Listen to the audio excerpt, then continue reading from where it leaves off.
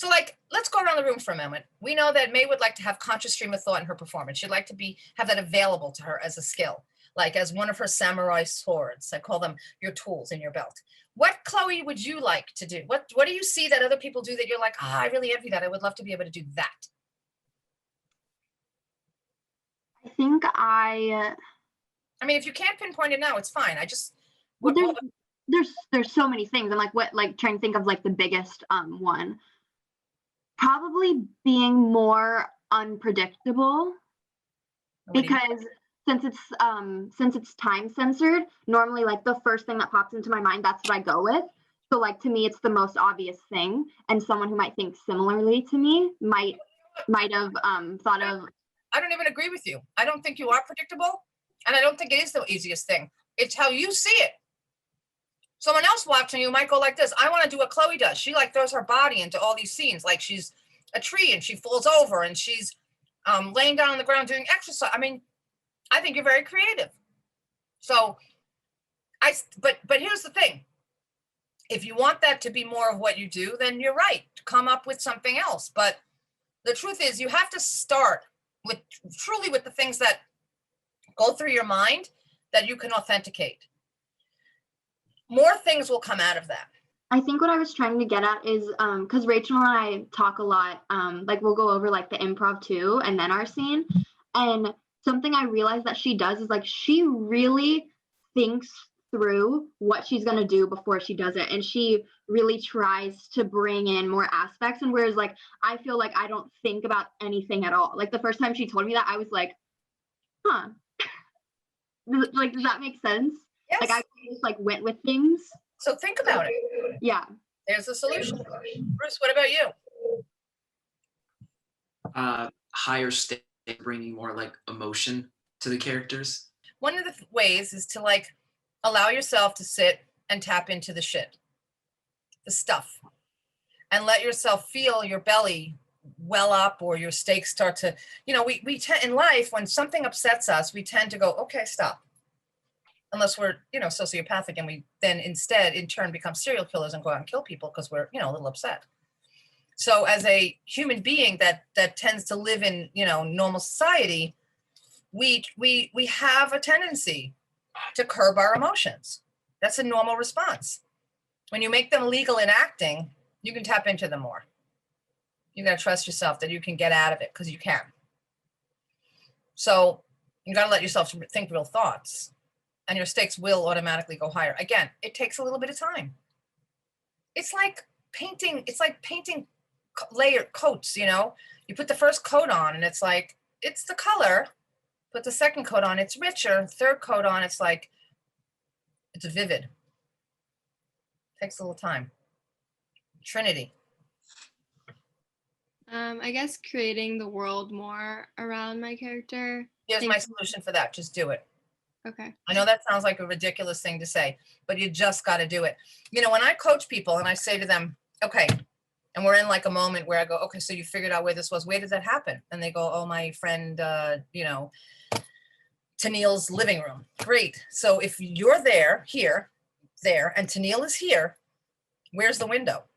And they're like, oh, it's over here. I'm like, look at it. Oh, what's outside that window? Is it daytime or nighttime? What's in front of you? Oh, a wall. What's on the wall? Oh, a fireplace, and there's a picture over it. Huh, okay, wow. Didn't see that before. So then what's to your left? Why am I calling people out on that? Call yourself out on that. Do it. Same thing I was talking about, Matt's decision to create his fourth wall. And it's not just useful in improv, it's useful in your scenes. When you step into a scene and you're broken open by the fact that there's an audience sitting in there, whether it's in a class, in a theater, or on set, where what's really in front of you is the camera operator, the director of photography, the boom operator, the PAs, everything that's getting you in the can is right in front of you. And you have to behave as if it's not there, because, you're just in a bedroom with one person and he's asking you if he can kiss you. Well, the microphone is like right here. Yeah. He's like, can I kiss you?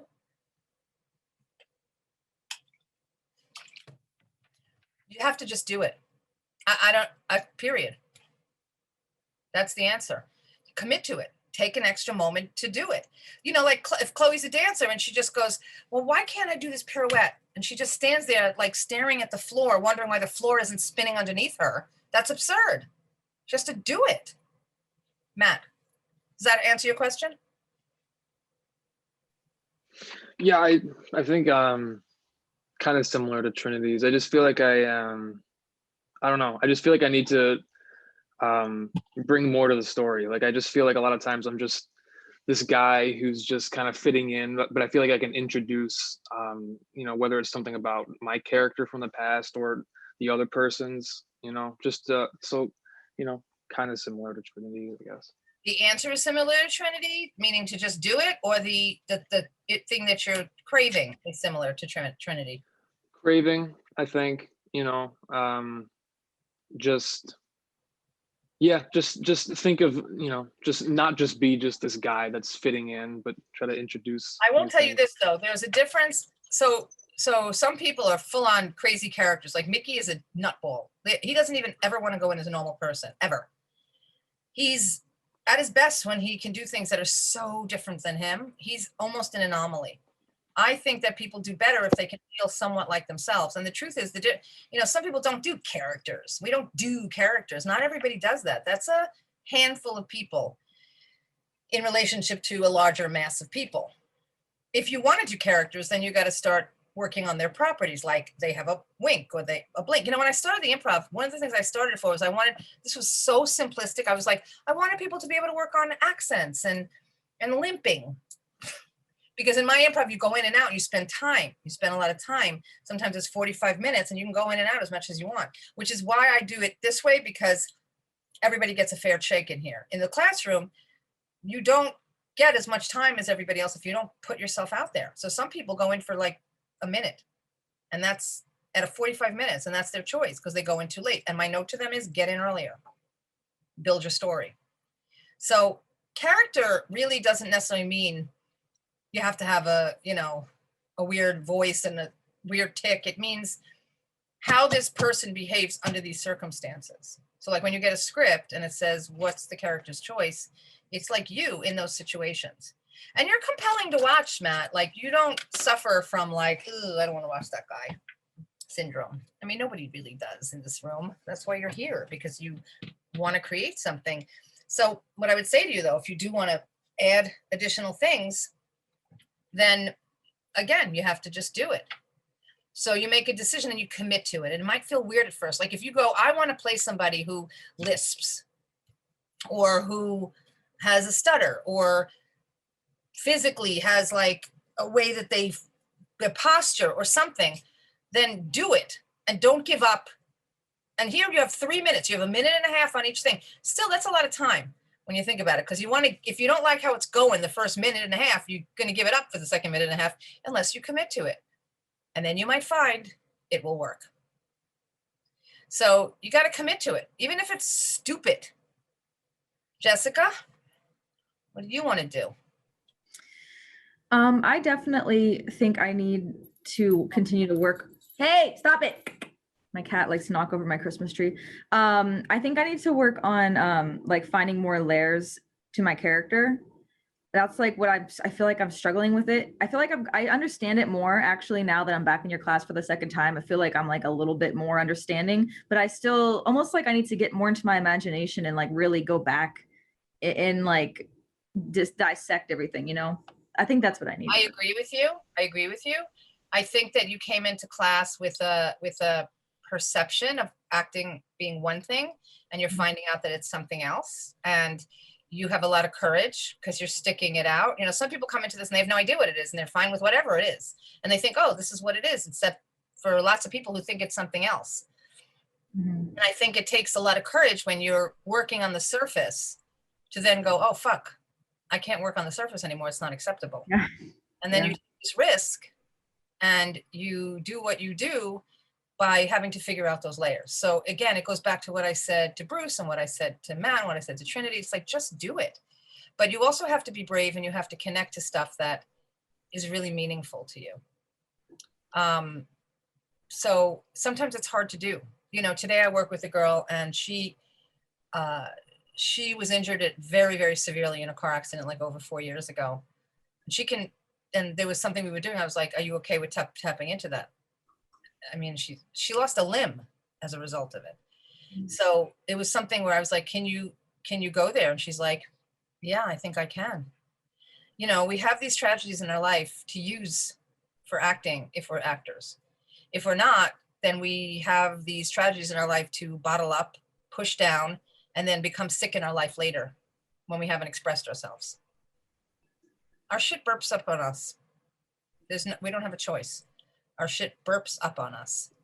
So if you don't deal with it, somehow, that's why I think in a crazy way, some people think actors are crazy. And I'm like, this is the best possible way in the world for you to be able to purge any of your drama out and use it productively to tell stories.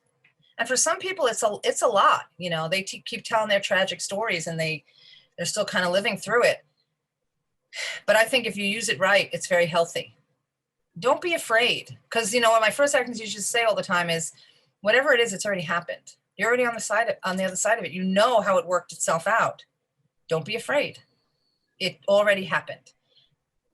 The worst thing that will happen is you'll laugh or you'll cry.